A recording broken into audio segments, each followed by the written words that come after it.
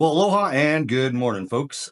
Today's video for our playlist of social media tools for loan officers. Today's video content is going to be primarily focused on what tools I actually use. You're going to definitely want to tune in on this. I go through the ones that are my favorites, that are my go-to. I go through some of the ones that I tried in the past and I recommend to stay away from. And we'll do a deep dive on the actual tools for this video, which will lead up to next week's video on how to implement it. So you're going to want to tune in. Let's do this.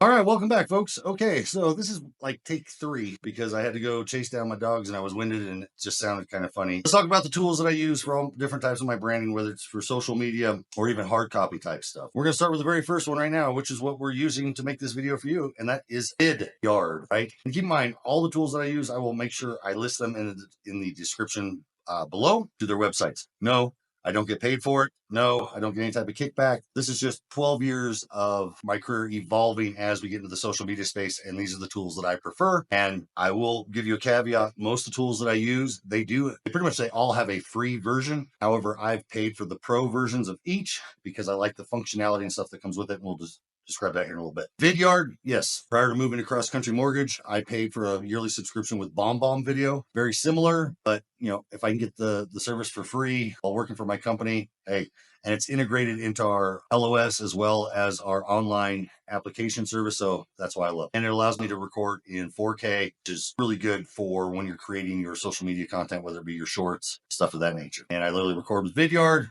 download the source file to my computer, and I go from there. Okay, now that we've done videos, let's talk about video editing. A lot of people are like, Jay, oh, I hate that shit. Well, believe it or not, most people do. However, out of everything I've done in my life, whether it be in the military, running a business, and now, obviously social media, I'm always one of those people that likes to lead from the front. So I need to make sure that I understand it and can implement it before I have someone else do it for me. And I'll be honest, with these tools that you have right now, the two main video editors that I use, Movavi Video Editor Suite 22 and CapCut.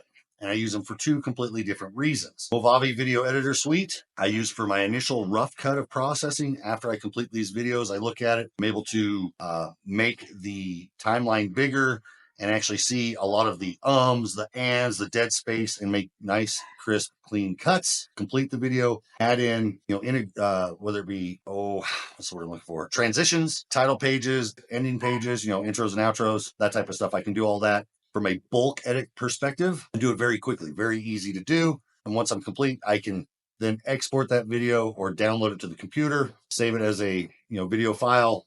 And then step 2, where we go into the final processing and refinement, I use CapCut. CapCut is actually pretty amazing. Again, both of these have a free version. However, I have just found that the pro versions of both give me a lot more flexibility to truly do what I want to do. Their ease of use, both very simple to use, very small learning curve. I'm 51 years old, so I don't tend to learn new stuff as well. I have to read it multiple times, see it done, and then apply it.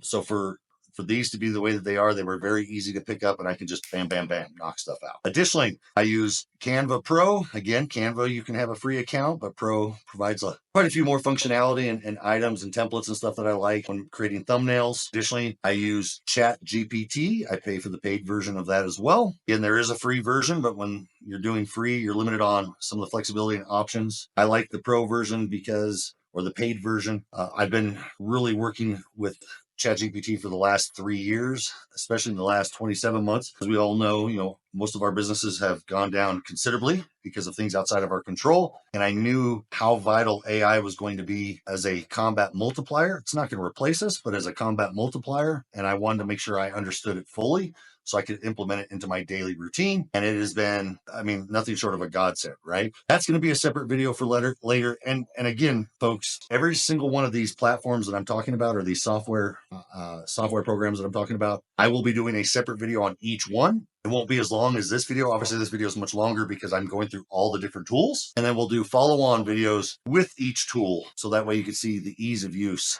Otherwise, this video would be like a 30-minute video. Nobody's going to stay on that one. Okay, so we've talked about Vidyard, Movavi Video Editor, CapCut, Canva, ChatGPT. Okay, those are all what I would say free, right? It's all pre-posting, right? It's gonna be that's your recording, editing, getting the video ready to go. Now let's talk about, storage. You've got Dropbox, Google Drive, Apple Cloud or whatever, right? I use Google Drive. It's simple. If I want to share a team, really easy to give them editor access or review access. And I can't remember how many gigabytes of storage you get. Just much simpler to use, very reliable. I used to have Dropbox, not a big fan, mainly because when it came time to not want to continue service with them, you can't just cancel service with them anytime throughout the year. You have to wait until your annual renewal date. And if you don't mark it on the calendar, cancel service, they automatically zip you again for another year's renewal, which I think is complete bullshit. Not a big fan of that. I don't like being locked into stuff. For Google Drive, it's real simple.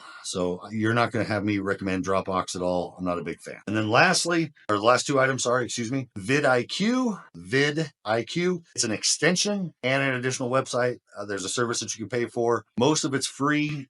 There are items that you can pay for, which I do. That's going to make a lot of sense later when we talk about when you're ready to upload your video to your respective platforms, primarily YouTube and pushing down from there. And then lastly, because I also host a podcast, I do everything within Riverside FM as far as the original capture of the interview. And it does allow me to do some editing there as well. I don't like the functionality of Riverside's editing platform. However, it does allow me to create shorts to help promote the podcast from within that platform, which is kind of cool. I don't think the shorts are as great as what CapCut can deliver, but it is kind of a nice functionality. So like if you're limited on budget, and I'll be honest, most people are asking me like, well, Jay, how much do you spend for all this stuff? I think we did total it all up. Total all in per year, I spend about $1,000 a year. Now I don't pay monthly. I always do yearly subscriptions because it's easier to turn off afterwards. And that's just the way I like to roll. I don't like having a monthly debt on top of all other monthly debts, right? So, but for me, $1,000 to invest in myself, to get my brand out there, to get what I'm saying to you out there, that's super cheap, right? That is